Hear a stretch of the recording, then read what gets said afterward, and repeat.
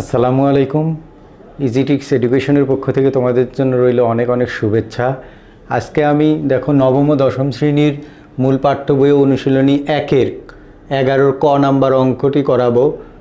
11 ক নাম্বার অঙ্কে বলা আছে প্রমাণ করো যে কোনো বিজোড় পূর্ণ সংখ্যার বর্গ একটি বিজোড় সংখ্যা। যে কোনো বিজোড় পূর্ণ সংখ্যার বর্গ একটি বিজোড় সংখ্যা। দেখো পূর্ণ সংখ্যা কাকে বলে? শূন্য সহ সকল ধনাত্মক ও ঋণাত্মক সংখ্যাকে পূর্ণ সংখ্যা বলে। যেমন দেখো 0, 1, 2, 3, 4 ... -1, -2, -3, -4 ... এটা হচ্ছে বিজোড় সংখ্যার সেট। শূন্য সহ সকল ধনাত্মক ও ঋণাত্মক কিন্তু খণ্ডিত নয় তাকে পূর্ণ সংখ্যা বলে, অর্থাৎ ভাঙা কোনো অংশ থাকবে না। যেমন 4.60। দেখো 4.60 কিন্তু একটি পূর্ণ সংখ্যা নয়, যেহেতু দশমিক আছে। দশমিক না থাকলে সেটা পূর্ণ সংখ্যা। যেমন দেখো শুধু 4 কিন্তু একটা পূর্ণ সংখ্যা। -6 একটি পূর্ণ সংখ্যা, -7 একটি পূর্ণ সংখ্যা। অর্থাৎ ধনাত্মক হোক ঋণাত্মক হোক সেটা যদি খণ্ডিত না হয়, শূন্য সহ ধনাত্মক ও ঋণাত্মক কিন্তু খণ্ডিত নয় তাকে পূর্ণ সংখ্যা বলে। প্রশ্নে বলা আছে যে কোনো বেজোড় পূর্ণ সংখ্যার বর্গ একটি বিজোড় সংখ্যা। যে কোনো বিজোড় পূর্ণ সংখ্যার বর্গ একটি বিজোড় সংখ্যা। দেখো 1 একটি বিজোড় সংখ্যা, 1কে বর্গ করলে হয় 1। 3 একটি বিজোড় সংখ্যা, 3কে বর্গ করলে হয় 9। 5 একটি বিজোড় সংখ্যা, 5কে বর্গ করলে হয় 25। 7 একটি বিজোড় সংখ্যা, 7কে বর্গ করলে হয় 49। অর্থাৎ দেখো যে কোনো বিজোড় সংখ্যাকে বর্গ করলে কিন্তু একটি বিজোড় সংখ্যাই পাওয়া যায়। আবার দেখো ঋণাত্মক বিজোড় সংখ্যাকে বর্গ করলে দেখো কি পাওয়া যায়? 1 হয়। -1কে বর্গ করলে 1 হয়। -3কে বর্গ করলে 9 হয়। -7কে বর্গ করলে 49 হয়। অর্থাৎ দেখো -7 ইন্টু -7, -7কে বর্গ করলে -7 ইন্টু -7, মাইনাসে মাইনাসে প্লাস, আর 7 7 49। দেখো অর্থাৎ ঋণাত্মক পূর্ণ সংখ্যা, ঋণাত্মক পূর্ণ বিজোড় সংখ্যাকেও বর্গ করলে একটা বিজোড় সংখ্যা পাওয়া যায়, এবং ধনাত্মক পূর্ণ সংখ্যাকেও বর্গ করলে, পূর্ণ বিজোড় সংখ্যাকে বর্গ করলেও একটা বিজোড় সংখ্যা পাওয়া যায়। সেটাই আমাদেরকে প্রমাণ করে দেখাতে হবে। তো চলো কিভাবে প্রমাণ করব শুরু করি। প্রথমে আমরা লিখছি, দেখো ধরি n একটি বিজোড় সংখ্যা। ধরি n একটি বিজোড় সংখ্যা, আমরা n কে একটি বিজোড় সংখ্যা ধরে নিছি। অতএব n = 2x - 1। দেখো 2x - 1 কেন লিখলাম?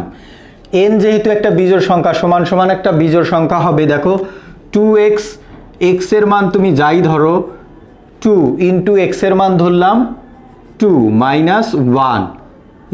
= দেখো 2 × 2 = 4 -1 = 3।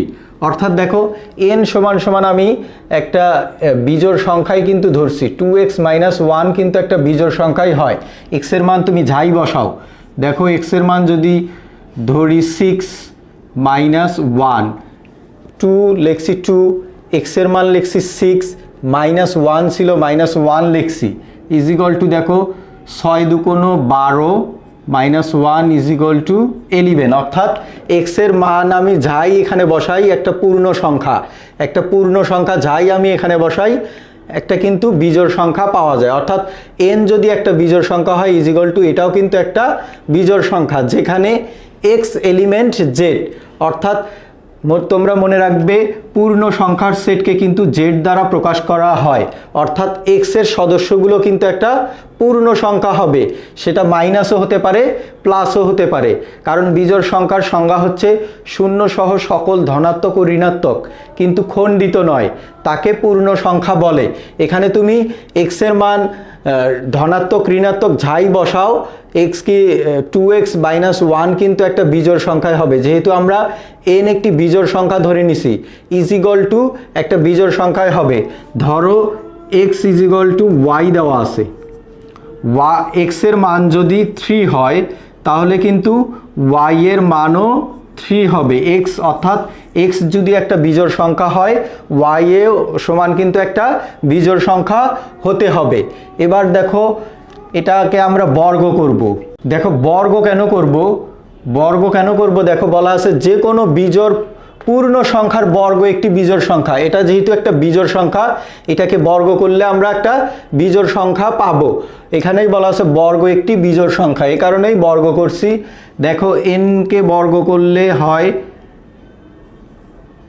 n স্কয়ার, আর এইটাকে যদি আমরা a ধরি আর 1 কে যদি b ধরি, 2x কে যদি a ধরি আর 1 কে যদি b ধরি, তাহলে a - b হোল স্কয়ারের সূত্র হয়। আর a - b হোল স্কয়ারের সূত্র হলো a স্কয়ার, a বলতে 2x মাইনাস 2a, a বলতে 2x, b বলতে 1 প্লাস b স্কয়ার, b বলতে 1 বা n square is equal to 2 কে বর্গ করলে হয় 4, আর x স্কয়ারকে বর্গ করলে হয়, x কে বর্গ করলে হয় x স্কয়ার মাইনাস 2 দুগুণ 4 আর 4 অক্ষে 4, 4 আর এই x, আর প্লাস x 1 কে বর্গ করলে 1ই হয়, বা n square is equal to, দেখো এখান থেকে দুইটা থেকে 4x কমন নেওয়া যায়, যদি 4x কমন নেই, 4x কমন নিলে দেখো এখান থেকে 4x চলে গেলে x থাকে, মাইনাস এখান থেকে 4x চলে গেলে কিছু থাকে না, তার মানে 1 থাকে, প্লাস এই যে প্লাস 1। এখন দেখো n square is equal to 4x into x - 1 plus 1। এই সংখ্যাটাকে কিন্তু 2 দ্বারা বিভাজ্য করা যায়, কারণ এই সংখ্যাটা কিন্তু জোড় সংখ্যা। এখানে লিখব এখানে বিভাজ্য, এই সংখ্যাটা কিন্তু 2 দ্বারা বিভাজ্য। কেন 2 দ্বারা বিভাজ্য? দেখো 4x ইন্টু x - 1 সংখ্যাটা 2 দ্বারা বিভাজ্য, কারণ দেখো এখানে আমি x এর মান যাই ধরি, ধরো x এর মান ধরলাম 2, x এর জায়গায় লিখলাম 2 ইন্টু x এর মান ধরছি 2 মাইনাস 1, দেখো হয় কত, 4 দুগুণ 8 ইন্টু ব্র্যাকেট মানে গুণন, 2 থেকে 1 বাদ দিলে থাকে 1 ইজ ইকুয়াল টু 8 অক্ষে 8। দেখো 8 কিন্তু 2 দ্বারা বিভাজ্য, 8কে 2 দ্বারা বিভাজ্য করা যায়, অর্থাৎ এখানে তুমি x এর মান যাই বসাও একটা জোড় সংখ্যা পাবা, আর এই জোড় সংখ্যা কিন্তু 2 দ্বারা বিভাজ্য করা যায়। কোনো বিজোড় সংখ্যাকে কিন্তু 2 দ্বারা বিভাজ্য করা যায় না, যেমন 9 কে 2 দ্বারা বিভাজ্য করা যায় না, 11 কে 2 দ্বারা বিভাজ্য করা যায় না, 3 কে 2 দ্বারা বিভাজ্য করা যায় না, 13 কে 2 দ্বারা বিভাজ্য করা যায় না। অর্থাৎ তুমি x এর মান এখানে যাই বসাও না কেন একটা জোড় সংখ্যা আসবে, আর জোড় সংখ্যাকে কিন্তু 2 দ্বারা বিভাজ্য করা যায়। অর্থাৎ লিখব, অর্থাৎ দেখো এই সংখ্যাটাকে যদি 2 দ্বারা বিভাজ্য করা যায়, অর্থাৎ 4x ইন্টু x - 1 সংখ্যাটি কিন্তু একটি জোড় সংখ্যা। আমরা প্রমাণ করেই দেখালাম, এখানে x এর মান তুমি যাই বসাও না কেন একটা জোড় সংখ্যা পাওয়া যায়, আর জোড় সংখ্যাকেই কিন্তু শুধু 2 দ্বারা বিভাজ্য করা যায়, কোনো বিজোড় সংখ্যাকে কিন্তু 2 দ্বারা বিভাজ্য করা যায় না। তুমি x এর মান এখানে যাই বসাও, একটা জোড় সংখ্যা পাবা। এখানে 4x ইন্টু x - 1 সংখ্যাটি 2 দ্বারা বিভাজ্য, এই সংখ্যাটাকে যদি 2 দ্বারা বিভাজ্য করা যায়, অর্থাৎ 4x ইন্টু x - 1 সংখ্যাটি জোড় সংখ্যা, কারণ 2 দ্বারা শুধুমাত্র জোড় সংখ্যাকেই বিভাজ্য করা যায়। এবার আমরা লিখব যে কোনো জোড় সংখ্যার সাথে 1 যোগ করলে একটি বিজোড় সংখ্যা পাওয়া যায়, সুতরাং n square is equal n square একটি বিজোড় সংখ্যা।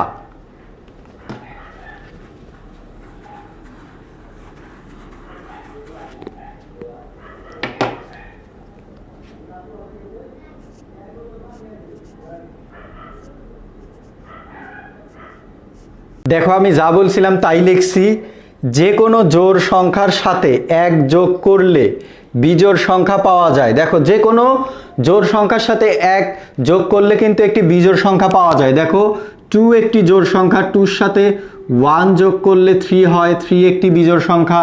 4 একটি জোড় সংখ্যা, 4 এর সাথে 1 যোগ করলে 5 হয়, 5 কিন্তু একটি বিজোড় সংখ্যা। 8 একটি জোড় সংখ্যা, 8 এর সাথে 1 যোগ করলে 9 হয়।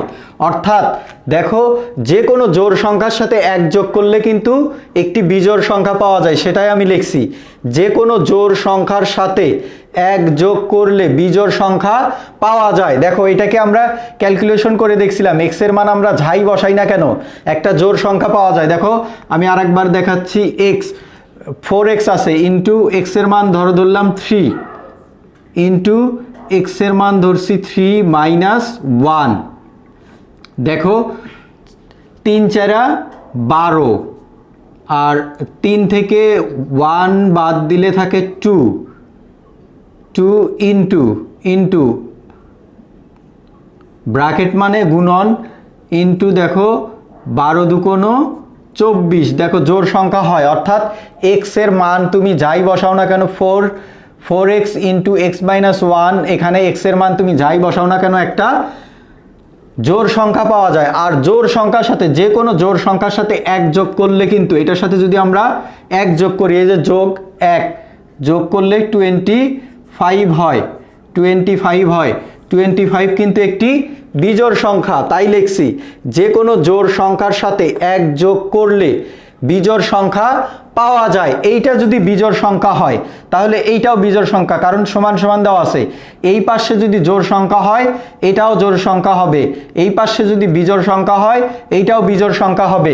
এইটা যেহেতু 4x into x minus 1 plus 1 যেহেতু একটা বিজোড় সংখ্যা, সমান সমান n স্কোয়ারও কিন্তু একটি বিজোড় সংখ্যা, তাই লিখছি সুতরাং n স্কোয়ার বিজোড় সংখ্যা।